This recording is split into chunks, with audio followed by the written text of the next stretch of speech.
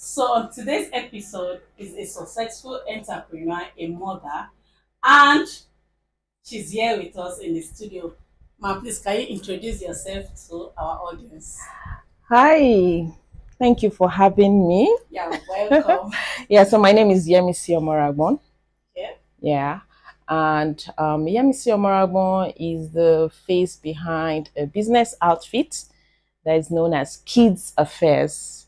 And Kids Affairs, as the name implies, of course, Kids Affairs. So, Kids Affairs is an outfit that deals with kids' clothing, essentials, educational needs. Like, we cater for everything you need for your kids from newborn to age 18, Okay. basically. So I if I want to understand more, I know you work Yes, I do. and I know you are a mom Yes. and at the same time CEO to Kit Affairs. Yes. So can you tell us how do you even start your entrepreneur journey? So basically, you're taking me back memory lane. Yes. So my entrepreneurial journey started from 2012. Wow. Yes, back then in 2012. But before then, I had conceived the idea because I had a challenge in 2011. I think it was my son's first birthday. Okay. And you know, the first birthday, you just want to do a You want party. to- Yes. You want to make it And loud. exactly. So I needed souvenirs Yes. for his party. And I checked the whole of Bauchi. You know how Bauchi is. So look at Bauchi now and Bauchi then. I can only So imagine. I looked at Bauchi and there was no way I could get souvenirs. And then I said, oh, so I had to reach out to my friends in Lagos. And then they got these souvenirs for me. They were really nice. So that was the first thing that struck me like, oh, so in Bauchi, there is nowhere I could get souvenirs. And then I started nursing that idea, even though as at then I was working in the bank.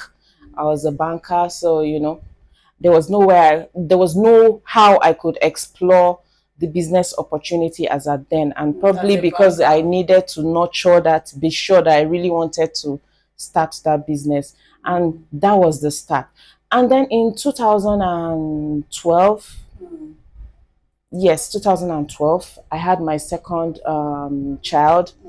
And I just decided, oh, let me start this business. Let me see how it goes. And I remember the first thing I did was I sent 150,000 naira to That's my huge friend. money then. I was working in the bank now. With all the savings. So I was actually on maternity leave that period. So I sent her 150,000 to get me So all little, these, little yes, things just party to pack start, stuff. yes. I was surprised. By the time she sent me those things, Was huge Ghana must go bags. and you're like, And I didn't have space for it at home. with 250. 150,000 then. I didn't have space for it. So I was like, so where am I going to put this? And the idea then was, okay, parents that want to do parties for their children, kids, yes. come and buy in dozens. And then I had to get a shop because I couldn't just keep those things at home. It was just a lot. Yes. And I got a shop. It was a single shop then. I remember I did this counter, counter. Little beginning. Yes, I was surprised when my husband showed me the picture one of those days like that. To be an emotional moment. I tell you. Yes. And that was how it started. So we had erasers, pencils. So I was basically forced to start that business because I didn't have space for those things in my house. Maybe if I had had space for those things, I wouldn't have gone out. Yes. So that was the breakout for me in 2012. And you can see everybody have this humble beginning. So you don't just see people and assume, boom, No. they started business today, and you can see since 2012. And that's a long time. Imagine starting a business with 150,000. I can imagine. But now, what will 150,000 buy for you? You cannot even shop for a newborn baby. At all, because things are getting more Yes, expensive. And that is why you need to hear from other people. It will encourage you to want to move, not to give up, because every successful business you see today starts from somewhere. And I'm glad you're able to share this somewhere for us. Now, as an entrepreneur, how do you face setback in business? Because you know there is a lot of challenges that come Ah, with business. Most so business people many. don't come online and show their weakness, the losses. So how do you manage that? So the businesses we have now, Mm, especially on social media, they'll yes. come and tell you, I started business last year and now I'm making millions. Millions, Boy, yes. it wasn't like that for me. Oh. Mm, You see, as at the time I started business, we it was just a little shop, sure, one yes. shop. You just go and sit down. Sometimes in a month, you might not even sell up to 10,000 as Yes, at then. as of then. Yes, so there were a lot of challenges. You have to pay rent. You have to restock. Sometimes when you have these things, is that thing you don't have That people will now that people will ask. come and look for And you'll be like, and ask. what happened? So, and then you don't want people to Make come it to your store and and still be say, seeing the same thing over and yes. over again. So there's this pressure for you to restock. And it turned out that in 2012, that was when I left my banking job of Yo, 7 years. So wow. I had worked in the bank for 7 years, but then because the children came, there were a lot of needs.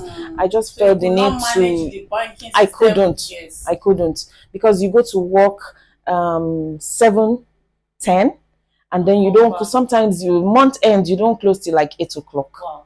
and then I had children at Children home. at home. Yeah, so at that point, I just had to give up the banking job. I Yes. remember I just called my husband. I said, "See, I'm resigning tomorrow, whether you like it or not." Like you just felt you are tired. I was tired because he has always asked, don't worry, just manage. Just He didn't want me manage. to give up my career. But then at that time, it's either I gave up my career or I gave up my family. Yes. And then I chose my family. Because it has to be balancing. Yes. And good enough, the business came. So, family, I was nurturing a young family and I was also nurturing a young business. Yes. So, I had time for that, but the income stopped. Yes, because So, it has to come from the business. it has to come from of your husband. exactly.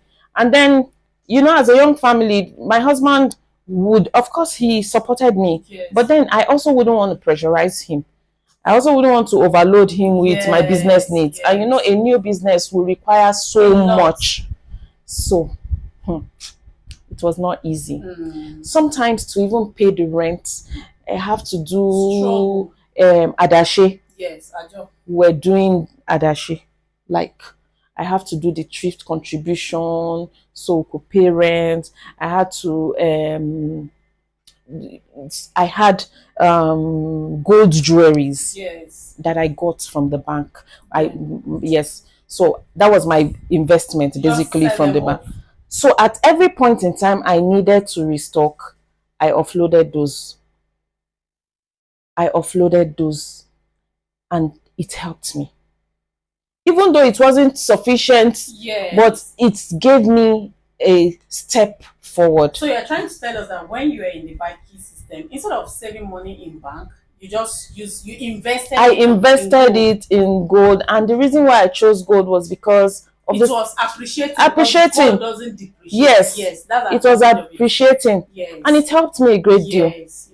So now moving forward, now many entrepreneurs struggle with work balance. So how do you manage your time effectively, knowing you are a mother, a wife, most importantly? We mothers now and wife now, we struggle a lot. A wife, don't forget you have a wife duty to perform, mother duty to perform, business, and also your job again. So how do you balance all those? So I used to tell my, sometimes when people call you and they tell you, you did not even ask of me. I say, see, 24 hours is not enough for me. At all. But it's just prioritizing your needs. At every point in your life, there is something that is priority. Yes.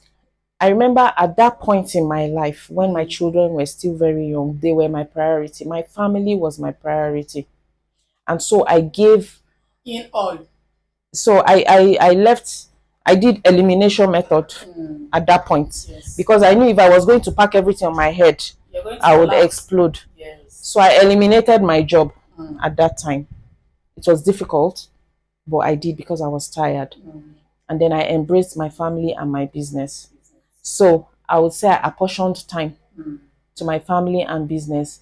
I would say 60-40 at that time, 60 for family and 40 because I had little children and then I had help at home. So I was able to, I had help in the shop too, but it needed my presence at that time. So the children came and advanced, they grew. And so it meant that I had some more time. Yes, because myself. It's not like when they were still growing. So I had more time to myself. I could travel and leave them. They could come home and fix stuff for themselves to eat and all of that. So I went back to my 9 to 5. Started working in the development sector as an NGO, and then my business had grown considerably. Yes. And so I went back. And so this time, time for family had reduced a bit because they're all grown up. They're grown up, school and all of that. So the little time that I had with them, I made it worthwhile. And then business, people wanted to come and see your face. So weekends, I'll go to the store from like Saturday. I'll be there the whole day. So you come, you see people, I interact with people, especially new customers. I know a lot of people don't even know about social media. Because people believe once you have a physical store, you don't even know. Like, people see people like us that are on social media like a time waster. So they just feel, people feel if you come on social media, you post, some people see it as show off, depending on how you're doing the marketing, forgetting the fact that having a physical store is not enough in this 2024 century we are. So can you tell us experience? Let people know? I know that at times you have not been on social media. Yes, because I know she used to be a shy person. Yes, if you call her, she doing this interview, I know she's shaking already, but not a problem. So I want people to know, because the whole essence is to encourage people. And we have people like us, mothers at home, that they don't feel any need to come on social media to advertise their product. Now, can you tell us the advantage? I know the disadvantage is small, right? Because it's advantage. You let us know advantage, and was it worth it? The social media platform now, how has it contributed to your business? So, social media, I started engaging actively on social media just this year. I have been on social media. My business has been on social media, I think, since 2021, thereabout. I think this is about the 3rd or 4th year. But we've been dormant. Just there, yes. So just look as if you don't have a social media page. Exactly. It's just there. So we're just there. I remember the picture. I had to delete those pictures when I got back. You know these is it flashlights that you put your name block? That yes, light box. That light box. I think I have. That was what I put on social media with the kids' affairs and snap and put on. And that was correct of me that time. I had arrived. When I saw it this time, I deleted it with annoyance.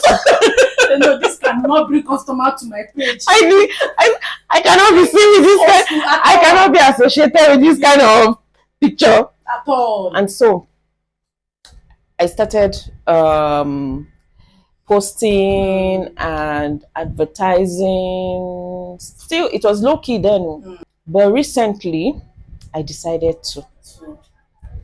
And you also encouraged me. You put me. And then I decided to.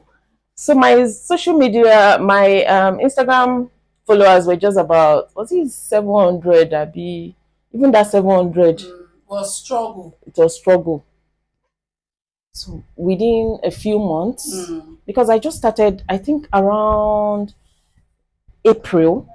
2 to 3 months ago. Yes, 2 to 3 months ago. That was when I started fully. I started handling the page myself.